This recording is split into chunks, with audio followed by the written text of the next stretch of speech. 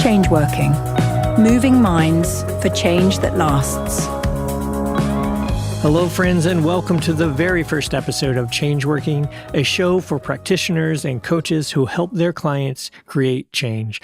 My name is Ruckus, and as always, I'll be in conversation with James Tripp. Today, we are talking about a subject I'm very excited about, which is making tools your own, personalizing protocols, frameworks, ways that you've been taught, that you've learned in hypnosis or NLP or whatever modality you're using, and utilizing your own creativity to make them unique in ways that work for you and maybe ways that it might not work for other people. I love this subject. It's very dear to my heart because I'm just naturally a creative person, and I find myself doing this without even thinking about it. So it was great to have a conversation with James and get his thoughts on this matter. So let's go right into it. Here's my conversation with James about making tools your own. I was thinking the other day, I don't know that I've ever done a pure version of a protocol in a client session that I didn't end up tweaking a little or changing a little. I think that's a good thing. It's a good sign if you're kind of tweaking them, because you have to if you're being alive to what is coming back from the client. But the other thing to say about protocols in general is the correct version, or what is the correct version. I know, for example, there was a lot of back and forth. I think it was between John Grinder and Steve Andreas about the correct way to do something or other. You know, I've seen these back and forths between NLP trainers on what the right way to do something is. I really like Melissa Tia's take, which is, look, this shit is all made up. Right. You know, somebody made up every single one of these patterns, every single one of these protocols. Someone made it up. So there's no right way of doing it. You know, there's a really interesting thing that I read about the other day. I think it's James Esdale, who is famous for the Esdale state, which was revivified by Dave Ellman. Right now he was out in India in, I don't know what it was, 1840s, performing lots and lots of surgeries using ostensibly mesmerism. Now, he didn't know much about mesmerism when he started using it. He started using it out of desperation because he was doing these surgeries. People were in a lot of pain. He thought, I'll try this mesmerism thing. I've read about it a little bit. He'd read a newspaper article about it and spoken to one person who had seen a demonstration of mesmerism and told him what the mesmerist did. So he just went ahead and thought, right, I'm going to give this a try. I don't really expect it to work.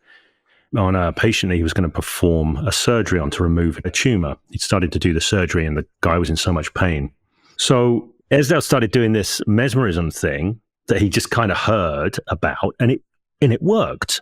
You know, much to his surprise, it worked, and he developed it a bit more. But Esdale was a surgeon. He didn't want to be a mesmerist. He didn't want to be, the term hypnotism hadn't been developed at that time. He didn't want that. He just wanted to be able to do his surgeries. And it was taking a very long time to do the mesmerism. Sometimes it would take up to an hour and a half to get somebody into a really good state where he could perform surgery without them feeling pain. So what he basically did is he just hired some local people, just regular people, and taught them his mesmerism ideas that he'd just kind of come up with. So he had this team of mesmerizers that would mesmerize for him. Now, when I was reading about this, I was reading an account from the 1800s talking about what Esdale was doing. Each one of them ended up with their own methods. Some would do the passes this way, some would do the passes that way. So his little team of mesmerizers didn't all do it the same. They all did it differently. But the thing that was consistent is it was working. He did over 200 surgeries using quote-unquote mesmeric anesthesia, but all his mesmerists, his little team of mesmerists, were all doing it differently. They all found their own way of doing it. And I think that really is illustrative of something, is nobody really knows exactly how all of this stuff works. Even after all this time, after all these years, all these different theories about how hypnotism works, even the theories of psychology, nobody really knows how the mind works, the psychosocial dynamics are at play. Nobody really understands them, certainly not in a kind of left hemisphere way. People have got theories, people have got models, people have got ideas. But in the end, it's like getting good at anything. You know, you do want to reflect upon it. You do want to develop your understandings. But in the end, the way you get good and the way you find your way of doing it is by doing it.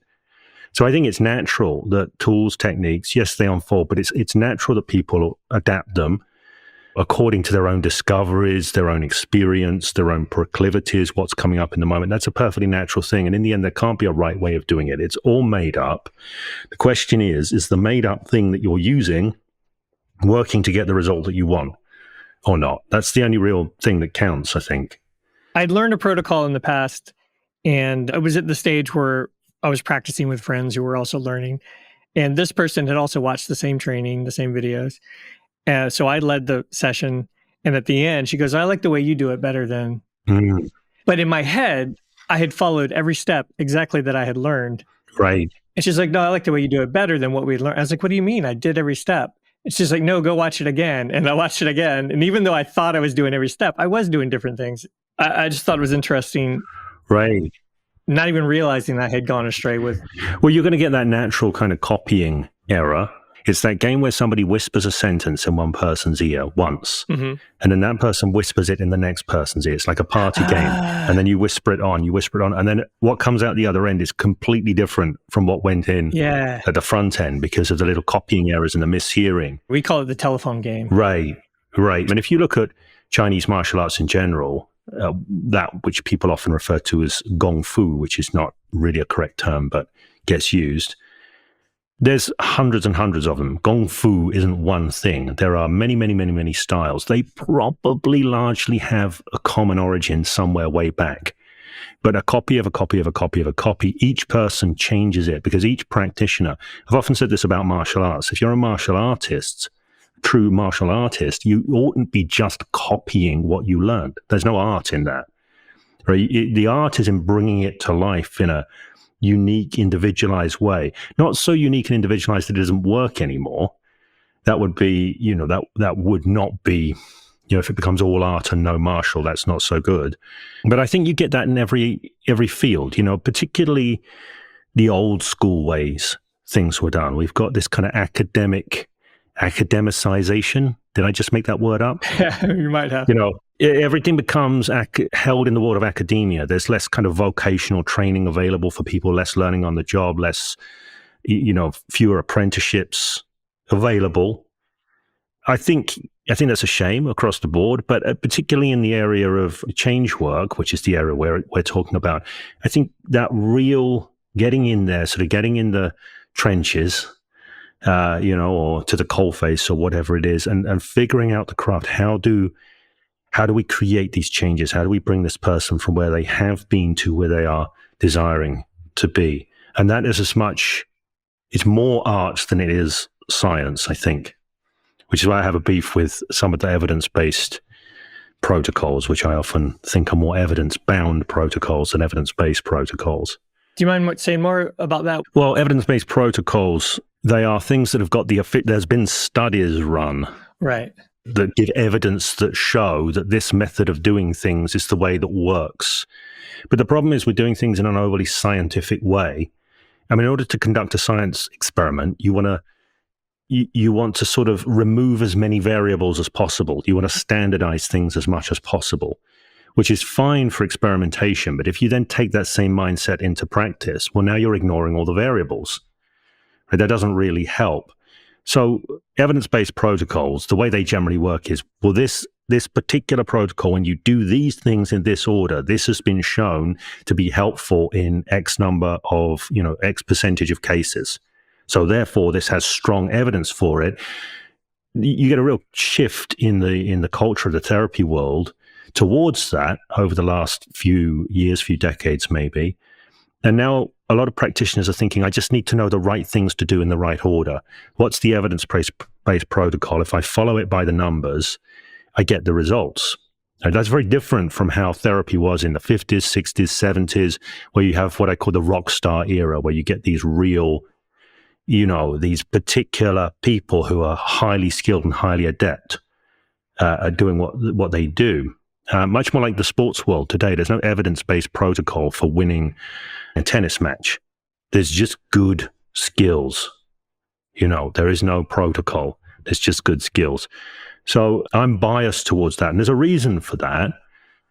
I work with a lot of military vets who have been through evidence-based protocols particularly EMDR and CBT. Those are recognized in the UK as validated treatments for PTSD. And I see people that have not been helped by those or made worse. Particularly EMDR can often end up making people worse. Now, I happen to know that EMDR, that's eye movement desensitization and repatterning or something, I think that's what it stands for. I happen to know that's got some solid stuff behind it. You know, I use eye movement stuff myself with people. But when I ask what's happened with the people who have been made worse, it turns out that no one was paying attention to them. Right? They just gave the instructions and went through the process.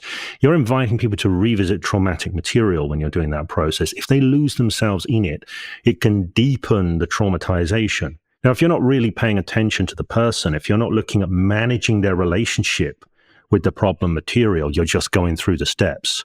Well, maybe the formal instructions deal with that, but maybe they don't. You know, so having this idea that there's just a thing I can do, I can be absent almost and just run the steps or whatever, it can work. There's nothing that never works any of the time. All therapies work some of the time with some people. All change work processes work some of the time with some people. So I'm not saying there's any rule that says if you do it this way, it's guaranteed that it will never work. But I do think what it does is by leading people into this understanding that all we have to do is do the right things in the right order, it can lead to this tendency to be absent, to be non-creative in your engagement, non-adaptive in your engagement. So ultimately, we're living creatures. We're dealing with living systems here. And the essence of life is adaptiveness, you know, generativity. That's how we want to be engaging ourselves. So that's kind of my thought about it. And this is why, like, evidence-based, I don't have a problem with, truly evidence-based, because that means you did some research, you got some ideas, and then you creatively apply those ideas. I'm all for that. But if you do some research and you go, this is the way we must do it, and we mustn't deviate from this, because if we deviate from this, we are not evidence-based practitioners anymore, then it's evidence-bound, not evidence-based. Well, back to that idea of changing tools that you've learned and expressing yourself creatively using tools in different ways than you were taught. And I always called it bastardizing tools, mostly because it sounds kind of cheeky and it just makes me laugh. I know there's maybe some negative connotations in there, but that's what I call it. But as I was saying earlier, I don't know that I've ever, maybe more than once, you know, used a tool perfectly step by step, the way I learned it, the way it was taught. It just kind of naturally evolves from there. Mostly because it just gets boring just to have to follow a step. You know, that's a valid thing. I don't think, I remember I was working with a client once and I was about to do something and I actually I stopped and paused and I turned to the client. I said, do you ever find yourself about to really bore yourself with what you're about to do? And he was like, oh. And I said, you know, I think we'll do something different. A lot of people go, why did you say that to the client? And I'm like, because I genuinely believe the live flow, the interplay is a valuable thing. Right? That's a human thing. It's recognizing that we don't have to do things by rote all the time. That could be a beneficial thing for the client. They may create some useful shift with that. I don't know. You say about bastardizing, really it's just enlivening though. You know, it's enlivening. All of these methods, these techniques, these tools, they're all bastards to start with. You know, they're all the progeny of the fornication of different ideas, the unfettered fornication of different ideas. And that's the way it's been going back for a long time. So they're already bastards. The ideas are the techniques, the methods. But, you know, are they vibrant and living? The challenge is, like, say you naturally come to some new technique no one's ever done before, and you want to tell other people about it. Well, now you have to reverse engineer it to break it down into steps to teach it to someone else. And that's the natural challenge of, well, now they've given me these 5 steps. That's the way to do it. But if you invented, quote unquote, if you came up with a way of doing it, you didn't start by writing out 5 steps. No. You know, that's not the way you got to it. But the only way to teach someone else is to break it down to some extent. Yeah. You got to start somewhere. I mean, right. You know, nobody's... it's interesting. I mentioned to you I've been doing this sort of deep dive into 18th and 19th century mesmerism and early hypnotism. And, you know, this is such an interesting era to look at because people are just figuring stuff out. and they're unencumbered by a lot of ideas about, they're certainly unencumbered by ideas from psychology because it wasn't really a thing back then. Modern psychology traces its roots back to the mesmerists and the hypnotists rather than, so they were, they were the font of that. But it's this sort of creative exploration, such a fascinating thing to me, this creative exploration. They're like, well, we did this and this happened, and then we did this and this happened, and I think it might be because of this. But then, and it's quite interesting, you get a lot of people like James Braid, for example. He came up with his original theory of hypnotism, and then he retracted that later on. There's a guy called Collier as well. I think it might be Robert Collier. I'm not sure, but he was a phrenomesmerist, so like phrenology, which is to do with these different organs of the brain, the different lumps. He was all in with phrenomesmerism. It was kind of his field, his baby. And he announced it, I think, in 1843, this great discovery. And within a few years, he said, no, I was wrong. That's all BS. Right. I love the fact that he could turn around and do that, having made a name as the phrenomesmerist guy. It's like, no, actually, that phrenology bit, not so much. I don't think a lot of people would be willing to do that these days, but I don't know how you're ever going to progress in anything, but not willing to. I love when I go, oh yeah, I was totally wrong about that. Right. Or even just, I think it's really healthy to go, what is it that I'm certain about? And let me just look at that. Have I got good reason to be certain about that? Or is it just a certainty that I've arrived at and now I'm holding on to it? Because whatever certainties we hold on to, I always like to say that certainty is the opposite of possibility.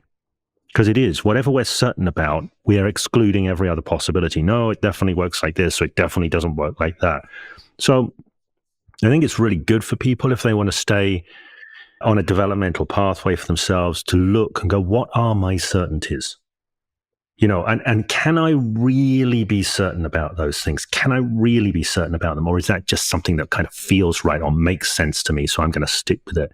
I'm a big fan of throwing out certainties. My book is called Hypnosis Without Trance. I came to a pretty much certain conclusion that this trance thing was a load of nonsense, or at least the way it was traditionally rendered up by many people. And I kind of threw it away. And for a long time, I used this term the other day, essentially a suggestionist, right? It's the suggestion is how you're shaping attention and what ideas you're seeding, which is a huge part of the work. But it's like, well, what did I throw out by going, that's not, we don't need that. Okay, maybe we don't need that, but can we use that? So I ended up coming back around to sort of more classical trance work and going, okay, I don't need it, but what does it do? Can I use it? Can I creatively use it? And I came back and I've come to really value it now. That doesn't mean I disagree with myself. Back when I did the Hypnosis Without Trance stuff, everything I say, I stand by in that you don't need it. You don't need it in order to get hypnotic effects happening and all of this. You don't need to do the kind of classic trance induction stuff. But quote unquote trance can be something very, very valuable, something that you can work with, something that can help people fall out of stuck response sets into kind of more of an open space. I like to say fall out of your thinking and into your well-being or into your creativity or into your wisdom. There's a different way of being and orienting to the problem material or the outcome that you want to create space for newness to come through. I think that's very, very valuable from that perspective. And there are possibly other things within it as well that are useful from a kind of neurophysiological perspective. I was thinking about every new area I study in change work. I believe you're probably the same way. You like to do the deep dive. Like recently, I think I've told you I'm very interested in internal family systems. So I read probably like a 4-month, where every book, every podcast, and I did 4 months of weekly IFS therapy. And in everything I've ever done, I always reach a point where I'm like, this is it. This is the thing. Right. This is all anyone ever needs, right? This is the absolute thing. And then I always come out the other side going, I love a lot about this, but there's always another, side. I just picked up a book. I can't remember the name. I'll have to look it up, but it is a psychologist who has a dissociative disorder of some sort, not DID, but something in the realm, who's written a book about trying to explain to the layman what a dissociative disorder is like. And she started the book there was this 2-sentence thing about how much she disliked IFS. Hmm. And I was like, whoa. My first thought was, I better listen to the rest of this book because there's something she's getting that I'm missing after my 4 months, rather than going, no, I love everything about it. I'm not going to listen to the rest of this book. Right. You know, I think that's a pretty healthy thing. I'm kind of like that with NLP. I love NLP. It's been life-changing for me, but I am by no means a true believer. I'm not like, right, everything in NLP is brilliant and useful and all of that. I'm like, yeah, some of it, not so much. And some of it's been really great. There's a lot of over-claiming, for things, I think, in NLP. And some of the stuff I'm aware that I may have dismissed, maybe I'm just not very good at those bits. That's a strong possibility. Right. And somebody else might go, no, I can really work that. But I think if you have no criticisms, let's say, of your chosen system, you probably don't really have a very deep relationship with it. Because how could you have a deep relationship with it without having questions, without having drawn subtler distinctions and this kind of thing? Do you see what I mean? Nothing's perfect. Nothing is, the be all and end all of everything. So if you have no criticisms of the work, your paradigms, how deep is your relationship with it? I don't know. Yeah, I wonder if it's fear-based because we're always constantly searching for certainty, right? And if I find this new tool or protocol that is it, then I have a certainty that I can help anyone now. Right. And there's a fear inside that if what if I discover that's not true?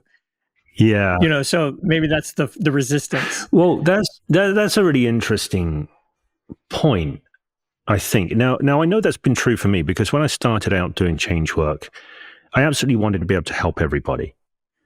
And part of the reason for that was, obviously, I'm setting myself up as a professional. I'm taking money.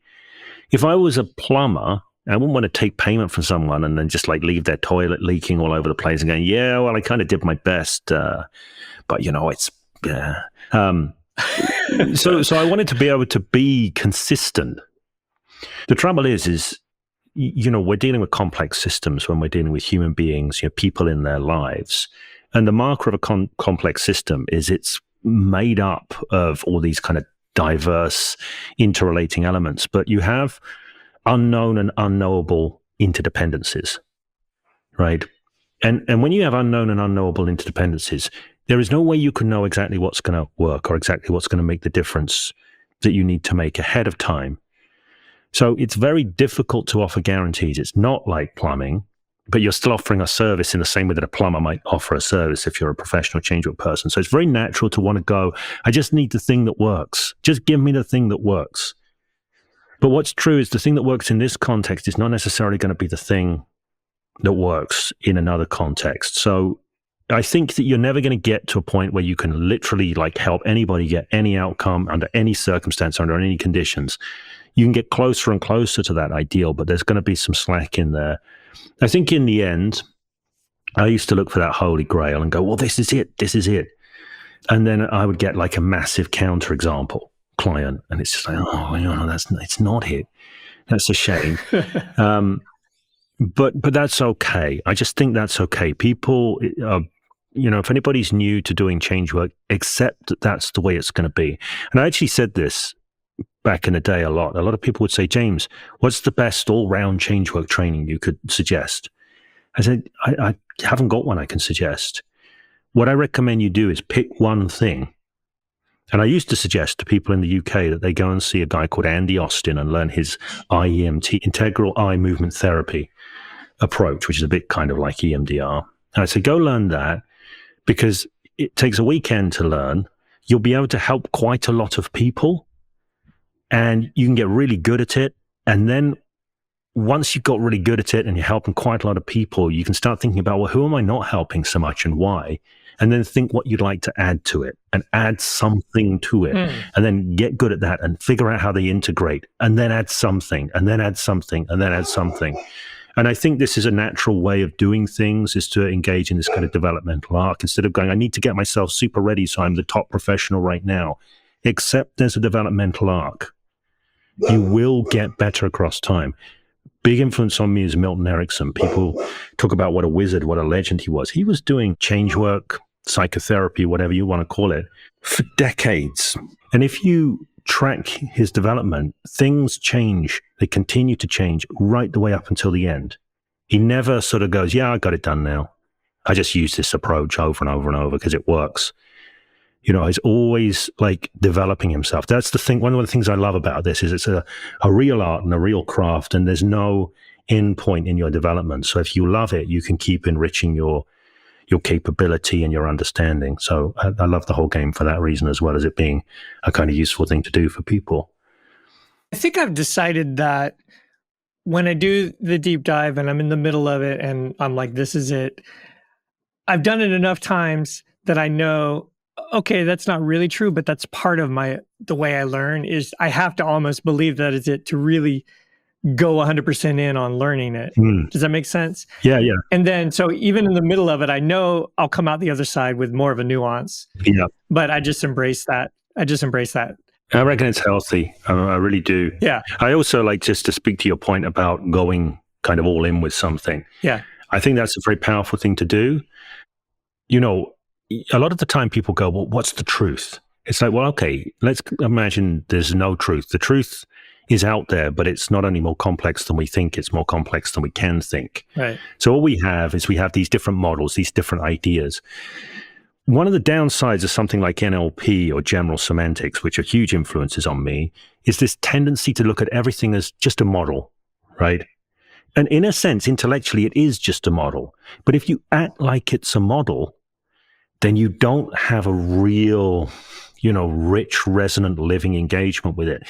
It usually pays to act like it's the truth, not like it's a model. Kind of know it's a model on one level, but live it like it's a truth. I'm kind of like this. I've been involved with, I mentioned Chinese martial arts. There's a lot of Qigong. And I've had some teachers who are really into energy work and stuff like that. If you to ask me intellectually, James, do you believe in Qi as a kind of energy that you can, manipulate and stuff like that? I would have to say to you, I don't know.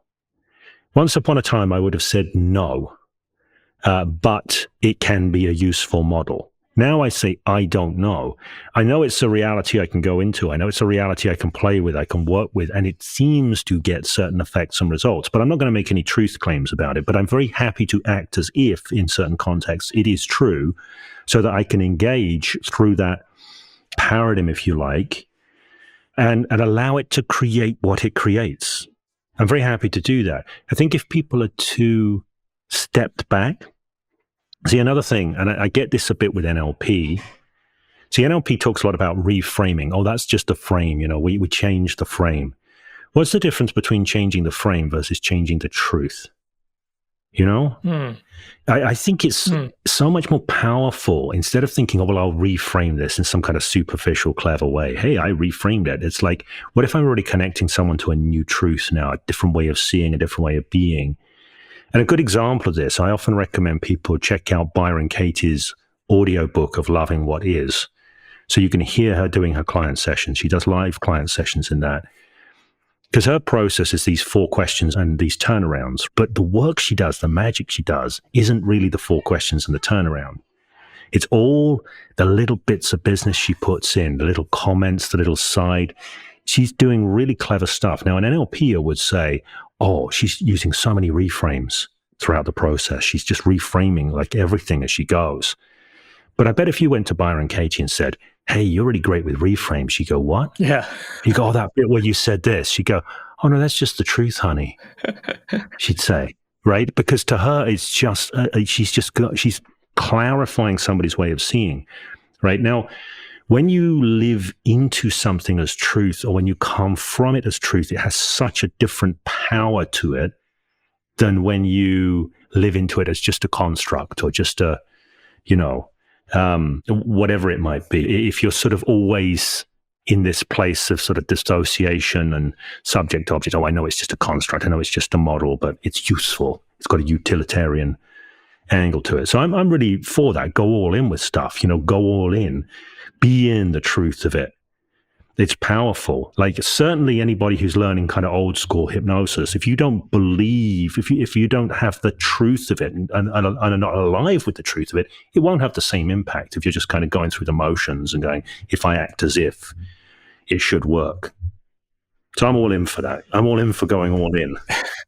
Anyone in the early days of NLP later come out and say, yeah, this little bit, that's not really. Oh yeah. Like there's lots of examples of this. Now, one of them, I'm going to share this one particularly because I found this personally validating, and I'm a weak and feeble human being, so therefore love to be validated.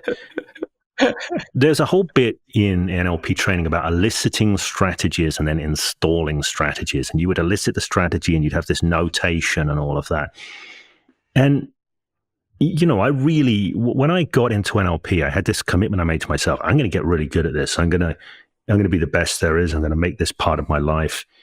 And as I say, some stuff I could really get good results with. Other stuff I just couldn't seem to make work. And this strategy elicitation business and installation, it just didn't sit right with me. I couldn't seem to make it work. It seemed very clunky. There was something off about the whole thing for me. And the thing that hit me is that, well, this is a linear sequence, and that isn't how our minds work. So if we're eliciting a linear sequence, if the mind isn't running a linear sequence, what's everything that gets missed? You know, if we were really going to map a strategy, how could we even possibly represent it? This is, by the way, for people that don't know, strategy in NLP generally refers to an internal sequence that you're running, not necessarily like your game plan for what you're going to do out there in the world. It can mean that too, but it's talking about an internal sequence. So I just thought, this is BS. It doesn't fit right. It doesn't sit right. And later, in fact, only within the last couple of years, I think it was I'm not sure, it was John Grinder he was just making a comment in a book saying that was a failed idea. It was an idea that had captured his imagination because he's a syntactician, so he really loved, you know, the syntax of language, and therefore he thought, how great if we can come up with a syntax of thought. But language is necessarily linear. One word follows the other. You can't say two words at once. But thought doesn't work like that. It's multi-layer. So John Grinder changed his mind about that, and I'm sure there's plenty of other things as well. Is there anything that you want to say about bastardizing tools or anything in general? You know, I think it's a natural thing. The more tools you learn, this is the way I think about it. Each tool or each technique, people talk about them as techniques or processes or whatever. They're a series of maneuvers. Each one is a series of maneuvers. People don't think about it like that. They go, this is the tool. I do these things in this order. But what does each bit do? There is a series of maneuvers there. I really love to look at these processes because I want to pull the maneuvers out and go, what do the maneuvers do? What kind of change does each maneuver create? And I'll end up deploying the maneuvers outside of the tool. But also there's a flip side to it. You can go, not only is there a series of maneuvers, but there is an overall arc and an overall intention. So what other maneuvers can I bring in to this? So you can extract maneuvers out. Or you can use the original process as a sort of chassis to put other things into if you wish to do so. So I do think there's a lot of value in it. And one of the things that when I'm teaching processes or techniques or whatever you want to call them to people, I always say to people, the point of this is not to learn the technique. If you learn the technique, you can consider that a bonus, but the point is not to learn the technique. The point is to learn from the technique. That, to me, is what their real value is. And people that go, I just want the technique that works, I understand why they want that, but they're ultimately selling themselves short in terms of their potential and their development by thinking that way. So I would encourage people to set the bar higher and have a little bit more faith in themselves so they can be, you know, truly unique, generative, creative, adaptive agents of change that can draw on a rich source of inputs to affect the system they're looking to affect. Yeah, because I think we discussed before, the more tools you learn and break down into maneuvers, like you said, the more you start to see how many of them are doing the same processes, just under a slightly different framework. But, you know, many things you can break down and be like, oh, that's really just a version of parts, or this is really just shifting some modalities, but it's called something else in this person's framework or whatever. Right. And the more you can break them down, like you said, into maneuvers, which I love that concept, you see it differently than just step, step, step, here's this thing. I just remember back the first time I had done this deep dive on a version of parts work at the time. I think it was, they called it ego state work. And I'd done a bunch of that for a couple of weeks. And then I was like, oh, I want to learn this timeline thing, whatever that is. I literally didn't know. I just know where. So I started learning that. And the very first time I did timeline with a client, we're floating above a memory. And all of a sudden, something they say triggered. And I asked about a part. And we sat there and did a parts intervention, parts work for about 10 minutes. And then said, okay, look back down to that memory. And we just kept going with the timeline. Right. And it was like the most natural thing, but it was not planned for sure. There's no version. I've never been taught to do that, those two together. Yeah. But I just love that suddenly I saw how creative it could be. Right. There's something that people miss here. There's a concept that comes from kind of Ericksonian hypnosis called nested loops, or I don't know if Erickson ever talked about it in those terms himself, but Bandler and Grinder, when they were modeling out what he did, I think it's probably a Bandler thing, because Bandler was into computer programs, and you get that nested loops idea in computer programs. But the idea of nested loops in NLP, or how Erickson would use it, is often referred to when talking about how Erickson would tell stories. So he would start to tell a story, and then he'd segue out into another story without finishing the first story. And he'd tell a bit of this story, and then he'd segue out into another story, and then he'd tell that, and then he would often put some really direct suggestions in the middle, and then he'd finish the top loop story. Then he'd go back and finish the original story, and then he'd go back and finish the first story. So Bandler and Grinder called this nested loops. I suspect that comes from Bandler.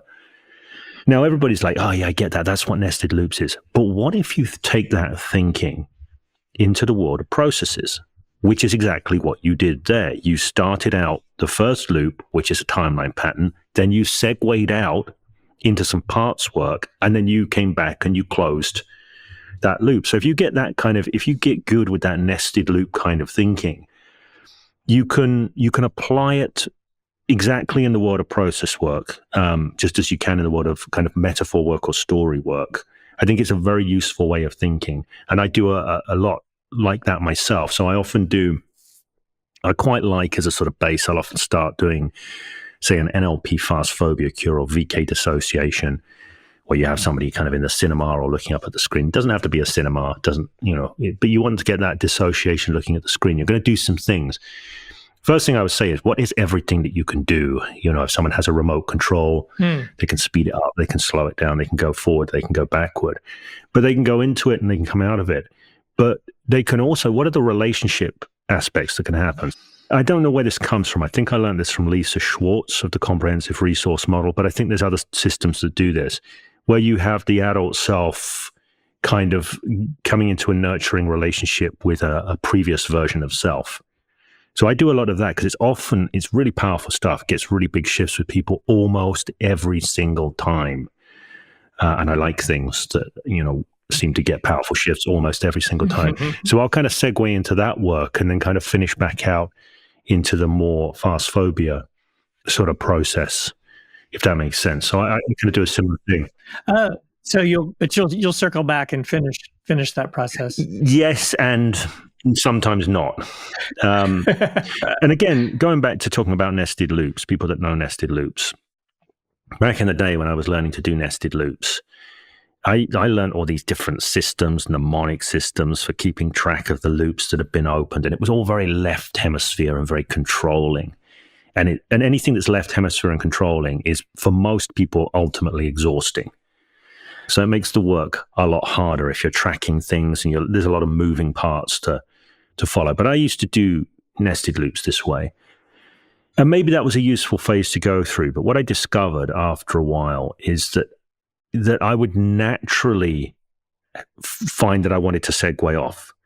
And what I would do is I would just put a marker in the ground for my unconscious mind going, open loop, just boom.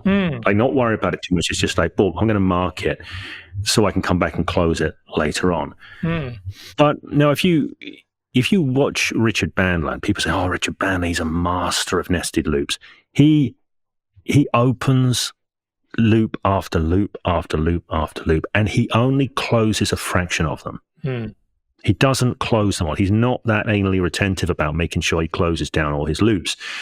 So I started to have a kind of more organic relationship with nested loops. I'm happy to open up loops and let them hang. Some I'll close down, some I'll leave hanging. Now, I think this is true with processes as well. You can come back and close the loop. Some you can leave hanging. You know, you could make an argument and say it's good to leave open loops hanging if you're going to be working with somebody across multiple sessions, because the idea of the open loop is on some level, it creates this sense of unfinished business, this sense which encourages a continued engagement. What's that Russian psychologist who, I ought to know this, who did the research on how people feel motivated by unfinished tasks? I just tried to Google. I can't possibly pronounce this name. Bluma Zarganit. Does that sound right? Yeah, that sounds right. I always thought it was Zargonic or something like that, but I could be wrong. I mean, I really don't know. Right. There's a piece of research. I need to go and look this up and check this out. But like basically, if you start a task and don't finish it, you feel this sort of pull, this kind of like, this draw, this continued desire to engage. This is why a lot of people, they have trouble starting things. You know, they procrastinate, but then they start. I'm like this with editing stuff, for example. If I ever had to do editing, say, I don't want to do it. But once I start, I can't stop because I just want to engage, right? And if somebody distracts me and they're talking to me about something else, my mind is still on the editing. Yeah. Because I want to stay engaged, because the loop hasn't been closed. I haven't got to a settling point with it. So this is how kind of nested loops create this kind of magnetizing desire to continue engagement. So if you don't close the loop and you've got that running between sessions, there's an argument to be made that it tends to have more of, or it tends to encourage a sort of attention towards the material on an unconscious level. Now, somebody might listen to that and go, how could you ever possibly know that? And that would be a very valid thing to say. But that's the kind of theory. And I think there's a little something to it. So there you go. That was our conversation about creativity and change work and making tools and protocols your own and unique to you as a practitioner. I hope you enjoyed that. If you'd like to get in touch, you can reach us here at changeworkingpod@gmail.com. Give us your thoughts, any feedback, ideas for topics, and if you have questions, we'll try to answer those on a future episode. See you next time. Changeworking is produced by Ruckus Skye. For information on training, go to clientshifts.com.